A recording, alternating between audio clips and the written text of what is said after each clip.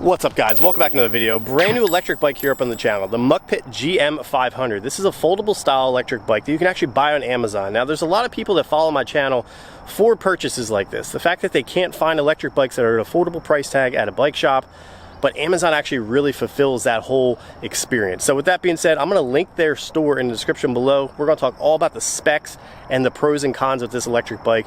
Without further ado, let's get into it. Let's get on the trail and put this thing to the test.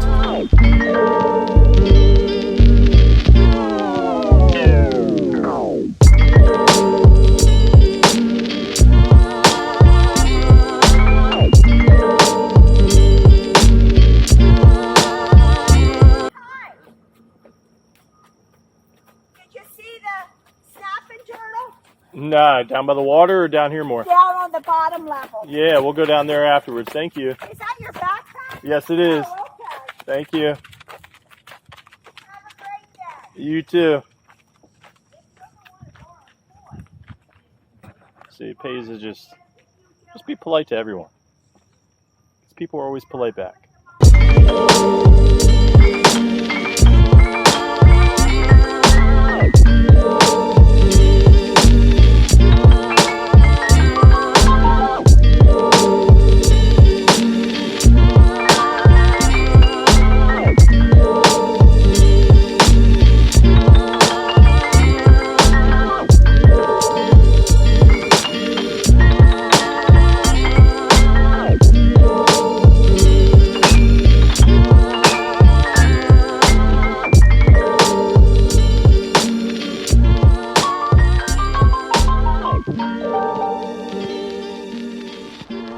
Now the GM500 closely resembles a lot of electric bikes that I've actually reviewed here on the channel, not just on the spec sheet, but the foldable design. And this foldable design isn't like proprietary to Muck Pit. I've actually done reviews for several other companies here on the channel, and they have the exact same design. I'm talking like even down to where the logos go. It's almost like this is a Chinese manufactured electric bike that you basically just put your name on and call it your own. That's exactly what it is. And I'm not knocking the brand for doing so. I actually think it's really cool that there's so many electric bike companies out there doing something at least, right?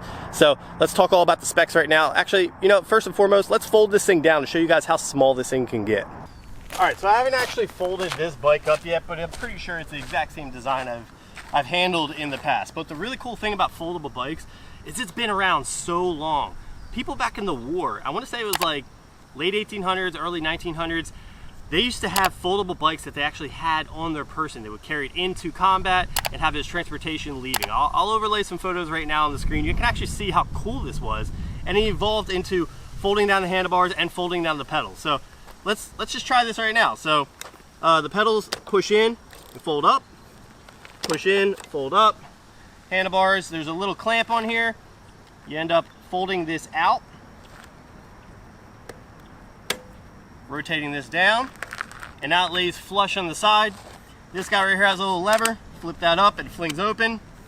What you want to do is you want to kick the kickstand up, and when you fold this in, you push your leg in and it'll start to fold inward. And then there's that little kickstand right there in the front by the crank arm that'll lay on, and you're good to go. It's pretty much the exact same thing to unfold it and bring it back up. Take it by its nose, pull it up, bring this around. Everything will kind of click into place. This will click here. Rotate that in. Pedals, just pull them up like this, and they go right in the spot, and you're good to go.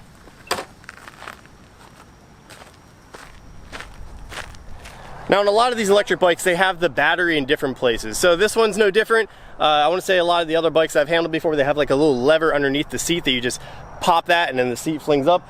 This one seems to have, there's like a little button right there. You press this little button in, flings up, and it allows you to be able to gain access to the battery. The battery on and off switch is right underneath this flap right here.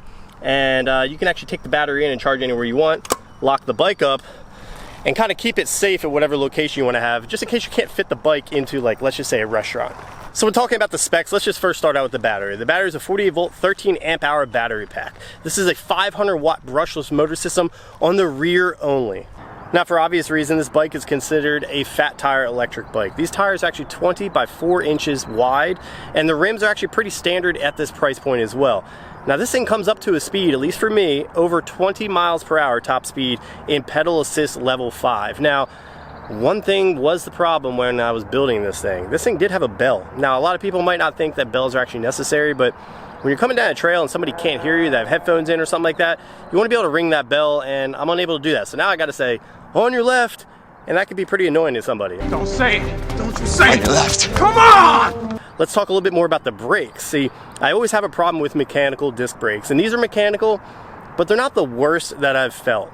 They're not the worst by far that I've felt. I've had some that I've really squeezed all the way down till I just stopped, but I never really skidded. These actually come to a good skid, which is actually really nice with these 120mm rotors. Now that we touched on the pedal assist levels, let's talk a bit more about the gear selection levels. Now, you have a 7-speed Shimano gear shifter system on this bike. Now, that comes pretty standard on bikes from $999 to $1,599. And then they will upgrade those gear shifter systems on higher end bikes, as well as the brake systems to hydraulic brakes. All right, so I just powered on the bike, and the display's okay. I mean, with today's glare, you're not really gonna be able to see that well on there, but you see at pedal assist level I'm on right now, I have 2 battery pellets left. I've actually only ridden 15 miles. I haven't even charged the battery since I've gotten the bike, but you watch those levels go up. If it's shown on the screen, I'm in level 3 now, 4 now, 5, and then you can hold this button, the plus sign, and the headlight turns on. So this bike comes standard with a headlight and tail light that actually works when you're squeezing the brakes, which is actually really, really nice when it comes to this price point. Now the grips are pretty standard when it comes to a bike at this price point, but they feel a bit tacky in my opinion. They don't feel like real rubber. They don't feel like plastic. I can't explain it, but they'll do. They'll do for what it's needed for. This was an issue. This was actually the bell. I guess it got broken in transit, and yeah, I mean, this is pretty standard. You have the little standard twist throttle there, and she wants to go just sitting there. So yeah, this bike actually looks pretty good. I'm actually pretty stoked with how this bike actually turned out. I think it'd be a good purchase if you're at that price point of $999. I mean, you're getting a lot of different accessories here for this price point. You're getting a pretty clean look here in the front end, that Velcro design there. Now, a lot of companies are doing that. I think I did a manufacturer recently where they did the exact same thing. You got the front and rear fenders, you're gonna have the foldable pedals, you're gonna have the foldable design, you're gonna have the battery, which has its display on the side showing you how much battery power you have left. The display needs a little bit of work. The handlebars are adjustable. This bike is very adjustable when it comes to a rider. I mean, you have a shock suspension seat. Now that is a coil suspension, and that is a coil suspension as well, but it makes for a smooth ride. So if you guys are shopping around for an electric bike and you only want to shop on Amazon because that's what best fits your lifestyle, let me know in the comments. Let me see if I can help you through that process to find out what bike actually can fit you as an individual. So with that being said, if you guys are looking for a bike like this, even if it's not this specific one, shoot me a comment below. I'll definitely help you out. If you guys have any suggestions for future videos, put those in the comments below. If you guys like this video, drop a like. If you love it, hit the subscribe button, and I'll catch you in the next one.